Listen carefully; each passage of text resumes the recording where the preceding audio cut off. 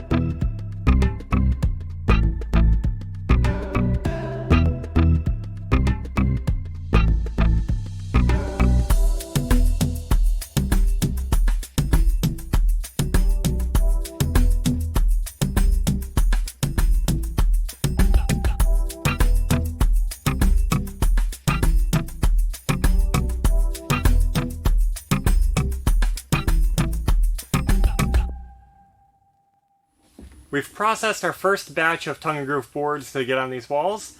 We started bringing them in. This is about half of them. The rest are still outside. And as you can see, we have a new addition to the renovation. Check this out. This is not just a wood rack, but it is making a good spot to get this wood out of the way. These long 12-foot boards are really hard to get in this room properly, so hopefully we have enough room on our drying racks for them. But this right here is our new scaffold. We decided to invest in that because working in this entryway with its high ceiling was a little bit tricky. I'm standing at the top of a ladder, unsafe, and also I have no place to put my tools. It's hard to hold the wood up, nail it in by myself on a single ladder. With this, we can work safer and more comfortably in this tall ceiling. And if I need help, Ashley can get up here right beside me. We can have our tools up there.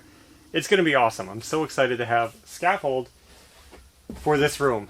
As you can see, we have these large, almost 12-foot ceilings, and it's going to be 10 feet wide. It's not as big of a bedroom as it looks, so it's 10 feet wide. So I wasn't sure how else I could do this on a ladder by myself. So I just wanted to share that, but we're not using that today. We're going to get processing this wood and get it on the wall. That's it.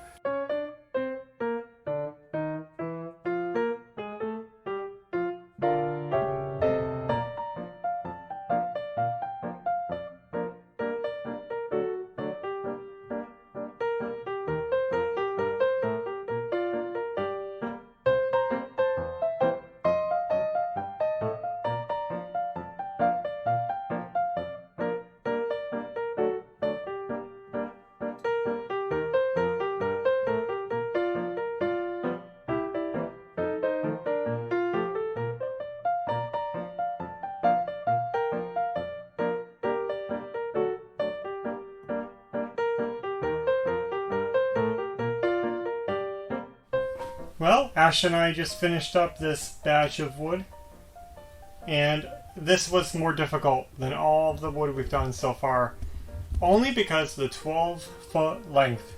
What we ended up doing was having Ashley actually putting the stain on, and I was rubbing it off as she went. So we worked together so that the stain wouldn't dry too quick on the wood, and it's looking pretty good. And I know you haven't seen it yet. We're keeping it a surprise. You're going to see it soon once it's on the wall, and I hope you guys like it.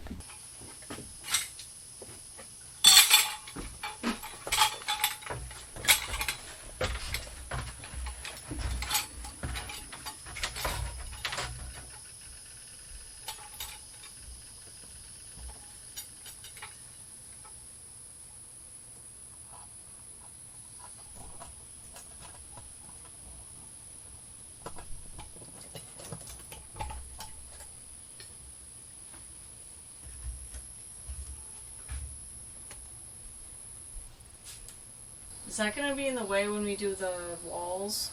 Hope not.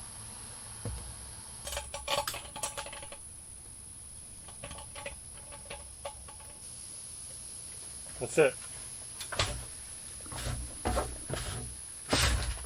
How's it look? Awesome. I used the new chain. Yeah.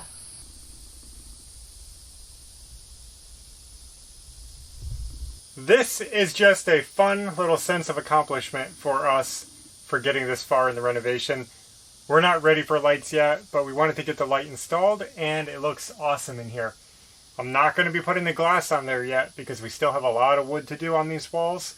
And knowing us, we'd probably knock them off. We're going to leave it as that for now, but it's fully wired up and hung and it looks pretty awesome, pretty good. While we're finishing those boards, let's get started on the bathroom trim. You guys know we finished our bathroom wall boards. Now we need to trim it out. First, we're going to start with corner trim. I'm going to be doing our trim a little bit unconventional, and we're going to be doing some corner trim pieces before baseboards, before anything. It's going to seem a little bit unusual, but I think it's going to look good in the end. I'm going to start out by taking a 2x4 and ripping it down into 1x1 chunks. I decided I wanted some chunky trim in the corner. I tried out a piece of thin trim and I just didn't like how it looked. I wanted something robust. After ripping down my 2x4s into 1x1s, I beveled one side, and that bevel is just to give the trim a little bit of decoration instead of just being a square chunk of wood in the corner. We don't need much, we just need people to know that it is trim. Now instead of our corner trim blending into the walls, we decided to make them stand out, and we're going to be staining them a deep red Cabernet stain. I'll be honest, I wasn't happy with how this trim came out. Using 2x4s is not ideal. The wood was rough, I had a hard time getting a smooth finish, and it warped very badly after cutting it. 2x4s seem to have a lot of tension in them, so when you rip them they start wildly bowing, twisting. I only used them because I was being cheap at the store. I wish I used a different type of wood, but it is what it is. It saved us money and we can use them even though I'm not totally happy with how they look. They're a little bit rough and rustic looking. This is as far as I've gotten so far. We have our corner trim installed. And as you can see in the gloss, you can see it's not very smooth. I mean, it doesn't feel bad. It just has some wood grain. And despite all the bowing and twisting, we got them to nail flat in the corners. Baseboards are going to go between them. Crown molding is going to go between them. Everything ties into them, and it's going to frame the walls. So you can see the profile of that trim now. It just goes in the corner of the room, and imagine the baseboard coming up to it like this. All the same color, and it's just a little... Boy, I can't hold this still. It'll be something like that. And just the same, when these reach the ceiling, we're going to put crown molding that goes right into it. What this does is more or less let us cheat on our trim, because we can do nice, square, easy cuts between the corner trims and just fit them in. There's no miters, there's no tricky cuts, there's no odd connections coming together. Everything just squarely butts, and it covers the corner. This works because we're doing wood walls and we need something on the corner anyway, so it just makes sense to do this method. Okay guys, I just got the floor vacuumed and I'm going to be starting on this wall and the little wall next to the door here and just going up as high as we can. We don't have too much wood processed, so we won't get too far on this project today, but we can make some progress nonetheless.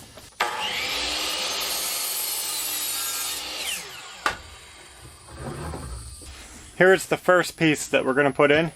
I just wanted to show you this. See how I'm routing out the back of the board like that? I'm just putting a little 1/4-inch notch.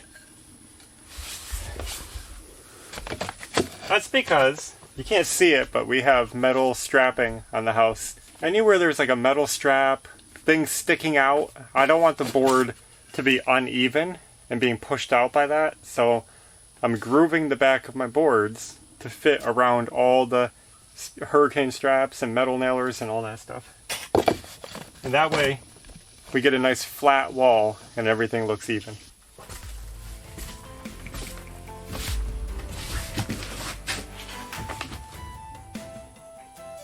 That'll be good.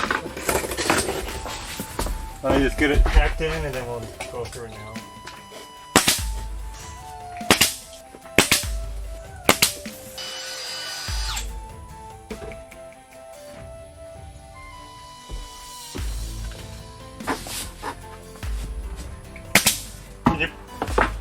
Can you put that black thing back on the porch? That's not on the floor here.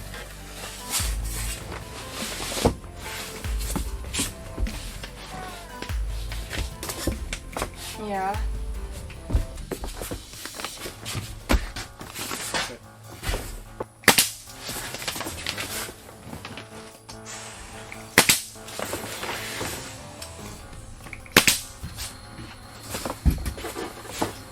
I brought this in the wrong way. Yeah, it works.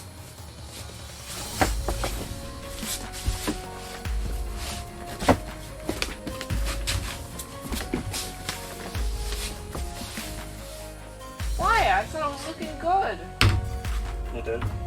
Yeah. I thought it was like, wow, we chose the right color. No.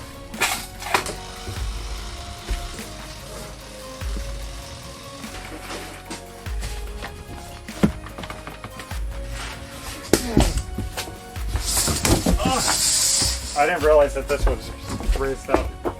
Doing these low ones is kind of annoying.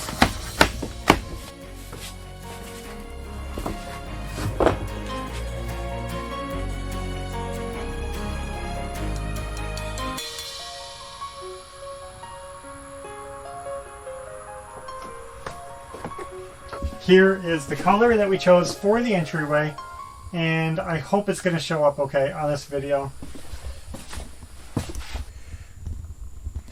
I think from up here I can start showing you guys the real color because we have enough gray and white and different colors for the camera to pick it up right. And you can see it's a nice green. Well, that was difficult. I'm trying to show you guys the color of our wall. I really wanted to surprise you in this video instead of doing piece by piece by showing you a big pop all at once of what the color was going to look like. And honestly, it was kind of a failure because I couldn't get a good view of it in the camera. It was like I really struggled to show the color under artificial lighting, and the camera didn't know what to do with this wall of green because it's such a neutral color. It was just, it kept changing it. But I mean, outside you can see it. It's right here.